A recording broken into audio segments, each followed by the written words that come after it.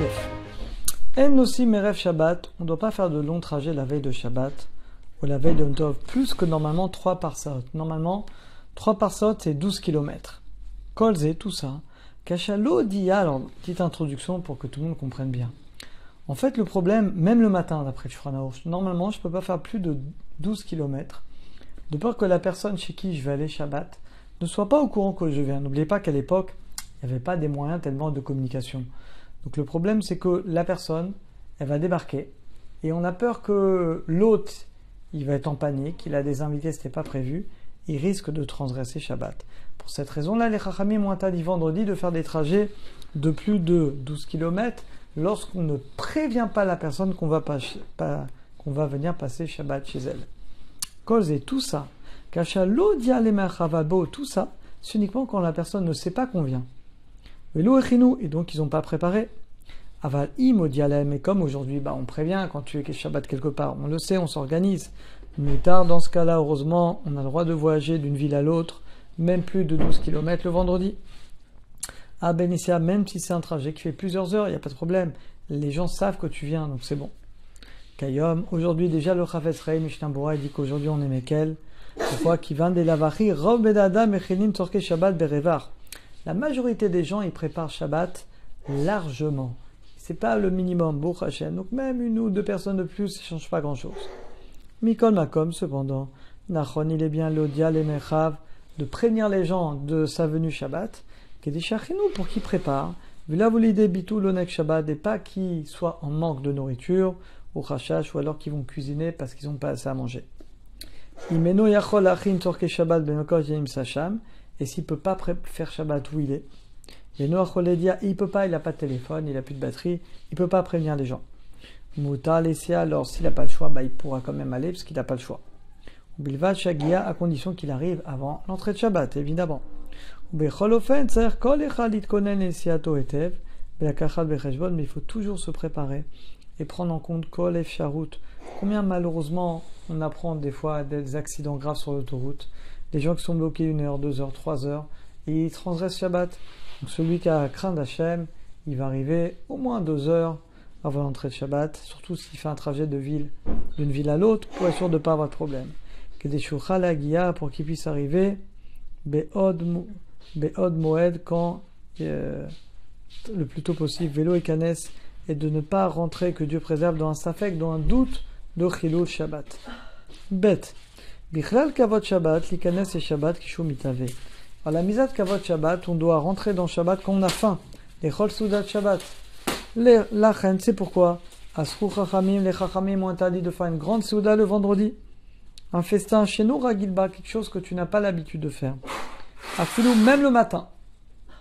Aval souda ragil, un repas normal. Je vais manger vendredi midi comme tu fais en semaine, normalement. Moutar, tu as le droit. Mais mitzvah, il y a une mitzvah de s'abstenir à partir de la 9e heure. 9e heure, c'est 2h30 variables avant l'entrée de Shabbat. Shabbat rentrera à 6h. À partir de 4h30, tu n'as plus le droit de faire motzi. Bon, fin d'achilato merev Shabbat. Évidemment, il ne faut pas que quand tu manges le midi, ça va t'empêcher d'avoir faim le vendredi soir. Af mishiragi lechol bechol yom. Et même celui qui a l'habitude de manger des grandes soudot tous les jours, la veille de Shabbat, il est mieux d'être très léger en l'honneur du Shabbat. À l'époque, ils jeûnaient même, c'est ramené dans Shulchan Aruch. Aujourd'hui, on n'a plus l'habitude de jeûner, on est trop faible. Mais en tout cas, c'est bien le vendredi midi de réduire au maximum le repas, pour vraiment avoir plus de plaisir vendredi soir. Gimel. Omnam Soudat Mitzvah, alors l'exception, si c'est une Soudat Mitzvah, comme une Brit Mila, un Pidyon Haben, Mouta, on peut le faire vendredi, même en début d'après-midi, on pourrait théoriquement. Bien que c'est une Seuda Gdola, parce que c'est pour une Mitzvah. Mais en général, quand c'est une Seuda de Mitzvah, on la fait le vendredi matin pour éviter ces problèmes. Dalet, Souda Pidyon Haben, si on fait le Pidyon chez l'Obizmana, pas en son temps, c'est-à-dire un petit peu plus tard, après le 30e jour. Mouta la Soto Bem Shishi, on peut le faire même le vendredi après-midi.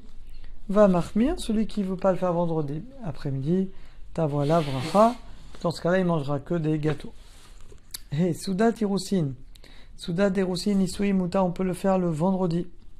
Donc là, on parle vraiment du repas de mariage. N'oubliez pas qu'à l'époque, il y avait un minhag à Jérusalem de se marier le vendredi. Aujourd'hui, ça se fait plus. Soudat Shiduchim, un repas de fiançailles. Denu Bet Shosim Tnaim. Il y en a qui disent qu'il ne faut pas le faire le vendredi. Parce que c'est pas vraiment une mitzvah, les fiançailles d'aujourd'hui, c'est plus pour officialiser. Av Shushida Berev Shabbat, bien qu'il décide la veille de Shabbat de se marier, on n'a plus l'habitude. Yesh Mekilim, il y en a qui sont Mekel. Les Dinaim Seuda Nershevet, si c'est considéré comme une Seuda mitzvah, dans ce cas-là, on pourrait avoir le droit. Vav. Der Hasidim Vat Shemase Litanot Bechol Erev Shabbat, voilà, c'est ramené dans Shulchan Aruch. Il y a une habitude de certaines personnes, les tzadikim, de jeûner tous les vendredis en l'honneur du Shabbat. Que des lechol pour manger la souda de vendredi soir, Betavon, avec appétit.